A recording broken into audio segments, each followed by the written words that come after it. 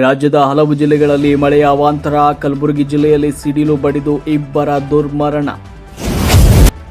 ಉಡುಪಿಯಲ್ಲಿ ಹಳಿಯಲ್ಲಿದ್ದ ದೋಷ ಪತ್ತೆ ಹಚ್ಚಿದ ಟ್ರ್ಯಾಕ್ ನಿರ್ವಾಹಕ, ತಪ್ಪಿತ್ತು ಸಂಭಾವ್ಯ ಭಾರೀ ರೈಲು ಅವಘಡ. ರಸ್ತೆ ಅಪಘಾತ. ಕರ್ನಾಟಕದಲ್ಲಿ ಪ್ರತ್ಯೇಕ ಪ್ರಕರಣಗಳಲ್ಲಿ ಒಂದೇ ದಿನ 51 ಜನರ ಸಾವು. ದೃಢ ಸಂಕಲ್ಪದಿಂದ ಗುರಿ ಸಾಧ್ಯ. ಅನಾರೋಗ್ಯ ಬದಿಗೊತ್ತಿ ಪುತ್ರನೊಂದಿಗೆ ಎವರೆಸ್ಟ್ ಬೇಸ್ ಕ್ಯಾಂಪ್ ಏರಿದ ಬೆಂಗಳೂರಿನ ನೀಲಂ ಗೋಯಲ್. ಪ್ರಜ್ವಲ್ ರೇವಣ್ಣ ಪ್ರಕರಣದಲ್ಲಿ ಸಂತ್ರಸ್ತೆಯರಿಗೆ ರಕ್ಷಣೆ.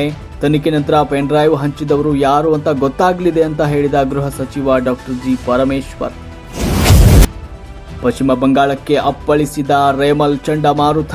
ಬಿರುಗಾಳಿ ಸಹಿತ ಮಳೆ. ಜನಜೀವನ ಅಸ್ತವ್ಯಸ್ತ.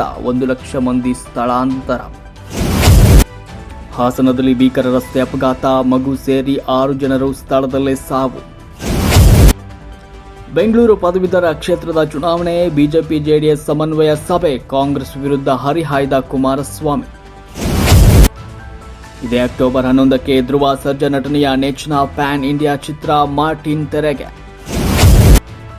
ಐಪಿಎಲ್ನಲ್ಲಿ 3ನೇ ಬಾರಿಗೆ ಚಾಂಪಿಯನ್ ಪಟ್ಟ ಅಲಂಕರಿಸಿದ ಕೆಕೆಆರ್, ಫೈನಲ್ನಲ್ಲಿ ಮುಗ್ಗರಿಸಿದ ಎಸ್ಆರ್ಎಚ್.